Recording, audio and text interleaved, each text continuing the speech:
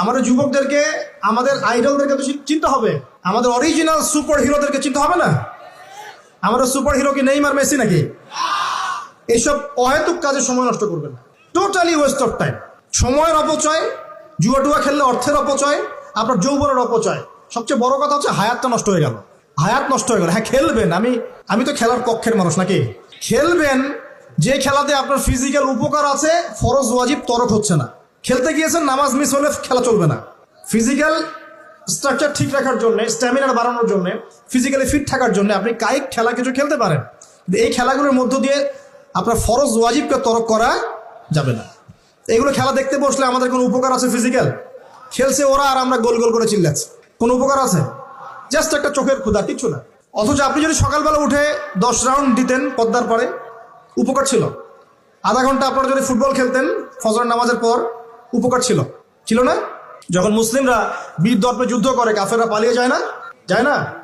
মুসলিমরা সবাই ঐক্যবদ্ধ যদি হতে পারত, কোনো কাফেরের শক্তি ছিল নাকি ইসলামের দিকে চোখ তুলে তাকায়?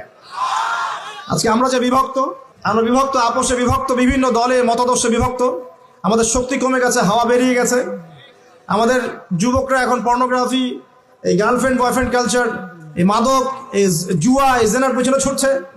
আমরা নামাজ ছেড়ে দিচ্ছি, কোরআন ছেড়ে দিচ্ছি, মা বোনরা পর্দা ছেড়ে দিচ্ছেন। এই জাতি কি বিজয় লাভ করবে নাকি? আগে এই জায়গায় ঠিক করতে হবে, তারপর বিজয় আসবে ইনশাআল্লাহ তাআলা।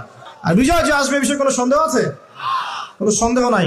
আমরা না পারলে আল্লাহ পাক অন্য জেনারেশনকে নিয়ে আসবে। ওই জেনারেশন না পারলে তার পরের জেনারেশন পারবে। তারাও যদি না পারে, আমাদের দ্বারা যদি কোনো কাজই না হয়, আল্লাহ পাক অমুসলিমদেরকে হেদায়েত দিয়ে ইসলামে নিয়ে আসবেন, তাদের হাত দিয়ে বিজয় দিবেন ইনশাআল্লাহ। সভ্যতা শুরু হয়েছিল একজন নবী দ্বারা, ইসলাম দ্বারা। সভ্যতা শেষও হবে ইনশাআল্লাহ তাআলা একজন নবী দ্বারা। সেই নবীর নাম কি? নবী ঈসা ইবনে মারইয়াম। মারা গেছেন না জীবিত আছেন? বহু মানুষ বিশ্বাস করে তিনি মারা গেছেন। আমরা কি বিশ্বাস করব? আল্লাহ পাক বলছেন, ওয়ামা কাতালুহু ওয়ামা সালাবুহু, তারা ঈসা ইবনে মারইয়ামকে হত্যাও করে নাই, ক্রুশবিদ্ধও করে নাই। বাল রাফাআহু আল্লাহু ইলাইহি, বরং আল্লাহ তাকে তার কাছে উঠিয়ে নিয়েছেন। তিনি কোথায় আসবেন? তিনি আসবেন সিরিয়ায়। কোথায়? এই যুদ্ধ চলছে তা সিরিয়ায়, দেখেন নাই? আর এখানে লক্ষ লক্ষ মানুষকে মারা হয়েছে, মা বোনদের ইজ্জত নেওয়া হয়েছে, বাচ্চাদেরকে হত্যা করা হয়েছে। এগুলো ইস্যু নিয়ে একটা টু শব্দ করার মতো সৎসাহস হয় নাই। যে ইস্যুগুলো নিয়ে কথা বললে কোনো বাধা বিপত্তি আসে না, সেগুলো নিয়ে ফেসবুক গরম করতে খুব ভালো লাগে। কথা বোঝেন নাই? এই যে কয়েকদিন আগে যে হ্যালোইন একটা উৎসব হয়ে গেছে না, আরবদের নাকের ডগে আরবরাও করেছে না, একটা টু শব্দ করার সাহস হয়নি। কারণ টু শব্দ করলে সমস্যা, সাপোর্টটা কমে যাবে। তো তারপরে 2013 থেকে 22 পর্যন্ত ইয়েমেনের প্রায় 3.5 লক্ষ মানুষকে হত্যা করা হয়েছে। এই ইস্যু নিয়ে একটা কথা বলার মতো সাহস ঘোমটার হয়নি।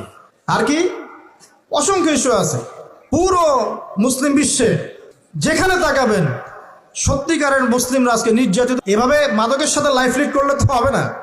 এভাবে যে জেনা করলে তো আপনি ফিজিক্যালি স্ট্রং থাকতে পারবেন না, মানসিকভাবে স্ট্রং থাকতে পারবেন না।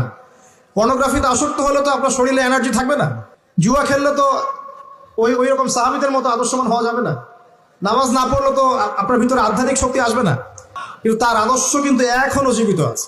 নবী মুহাম্মদ সাল্লাল্লাহু আলাইহি ওয়াসাল্লাম বেঁচে আছেন? অবশ্যই তারা কবরে জীবিত, অবশ্যই, সেটা অন্য ইস্যু। আমি পৃথিবীর কথা বলছি। নবী সাল্লাল্লাহু আলাইহি ওয়াসাল্লাম কি আমাদের মধ্যে আছেন না? আমাদের মধ্যে কি বেঁচে আছেন? তার আদর্শ কিন্তু মরে যায় নাই। এমনকি আমরা যারা এখন অনেক বড় বড় নেতার আদর্শে আমাদের জীবন করি না, তারা কিন্তু কেউ বেঁচে নাই, বেঁচে আছে। তাদের আদর্শ কিন্তু মানুষ এখনো ফলো করছে। তো এটাকে বলে স্পিরিচুয়াল প্রেজেন্স, আধ্যাত্মিক উপস্থিতি। আল্লাহ পাক যাকে কবুল করবেন, যে হকপন্থী হবে ইনশাআল্লাহ তাআলা, সে যদি ফিজিক্যালি প্রেজেন্ট নাও থাকে, তার আধ্যাত্মিক উপস্থিতি জনগণকে পথ দেখাবে ইনশাআল্লাহ।